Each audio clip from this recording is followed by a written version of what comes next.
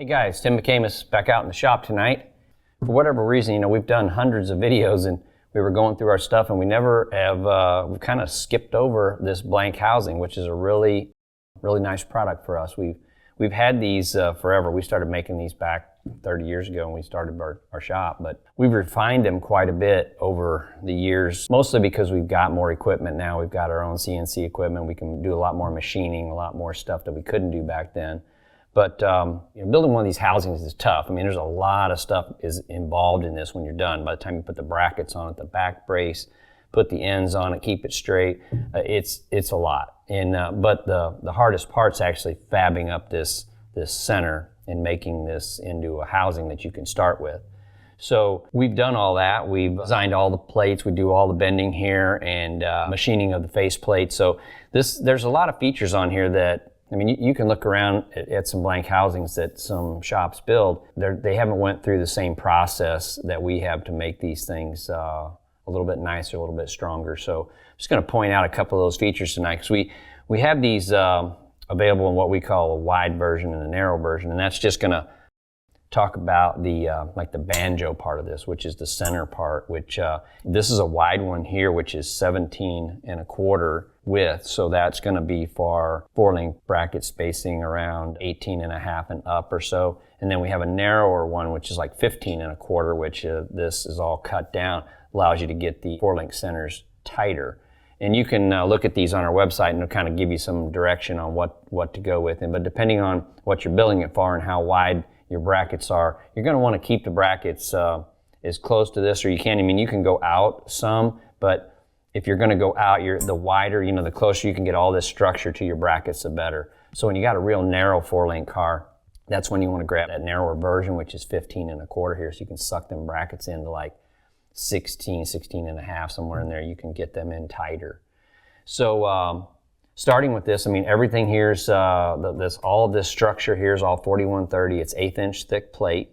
The face plates are 3/8 inch thick 4130. So we cut all of these in-house. So we do all the machining on this, and these are all cut and drilled in one process on the CNC machine. So what you get for that is you get a really nice fit. So you get a nice straight fit with these studs, and we're going to use a really nice stud in this. So this is like a nice ARP type stud with a washer and a 12-point nut, and it's also threaded into this plate, and then it's got a lock nut on the back side, so you really get a lot of strength with that stud when you put it in. It's not just some you'll see they're threaded in, some have press-in studs.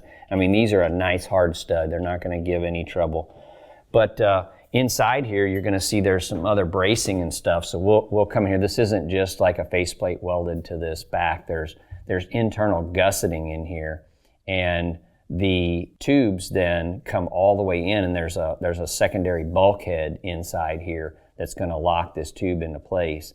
So I don't know. I'm going to say we've built hundreds and hundreds of these over the years. I mean, we've built a lot of them, but they're a really nice starting point, because you can purchase this and you can buy 4-link brackets, you can buy the back brace kit, you can buy the ends, you can buy all the stuff to put this together yourself.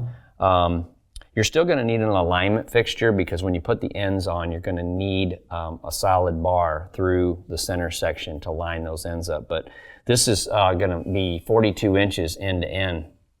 So it's going to give you a lot of variations on what you can build and how wide you can build it. This is a really nice foundation to start building a fabricated housing with. I mean, you're going to get really nice fit and finish. You're going to get a good just base platform. The 4-link brackets we have, this slide right on here, and you can line those up. You got a back brace kit that you got to trim to fit. It fits right on the back of this structure here, so it's going to line up with this. We take the time to weld this on both sides, but we also finish this off so that it has a nice, clean finish to it. So this isn't just got a bunch of welds on the outside here that don't look that nice. This is all welded extremely nice. So we actually purge weld these things. We're going to take this and cap this all off when we weld it, and we'll fill this housing with argon so we get a nice clean finish on the inside, no scaling, no burn through. Very nice product, and our guys do a great job with this. And these are These are very popular for us, and I don't know why we kind of skipped over them on some of our technical videos, but we have all the accessories to go with it. I mean, this thing is a blank housing, so it doesn't have a fill, it doesn't have a drain. We have all those accessories for it, so you can basically buy the complete package of parts to turn this into a full housing. So we've got the spindles if it's a floater, we've got housing ends if you want to put a symmetrical housing end on this, if you're going to use a flanged axle. We have all that stuff here. So again, these are super nice, super clean. You know, we don't just slide a tube in here, and this is a 1/4-inch wall tube. You can see that this stuff, obviously, when we get it, does not look like this. So our guys spend a lot of time. They'll cut these tubes. They'll cut enough tubes for 10 or 15 housings.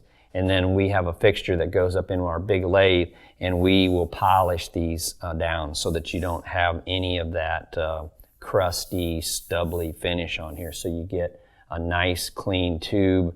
We're going to oil this thing up, and when you get it, it's going to look just like this. So very nice product, very well built. If you watch some of our videos back with our boy Dylan, who started here pulling weeds and is now graduated up to building these badass housings. I mean, he does these blanks just like they come out perfect. They're very, very nice. So check these out. And like I said, we got a couple different variations of this, and you can kind of talk to our guys if you're confused on what to buy. But we've got different options on housing brackets. We've got different options on ends. There's a lot of things that go with this, but once you get it, you can really, if you've got a little bit of fabricating skills, you can start putting this thing together right off the bat, slide your brackets on, put some spacers in it, and then it'll immediately start looking like a housing. And fit the back brace on, put some ends on it, put a few accessories in it, a fill and a drain, and you're off to the races. So very nice product, very sturdy, doesn't give any grief. It's going to last forever. And if you have any questions, just give our guys a call and they'll help you through it. But all this stuff's on our website. Just take a peek at it and let us know what you think. If you got any questions, we're here all the time. So give us a call. Y'all take care. Have a good day.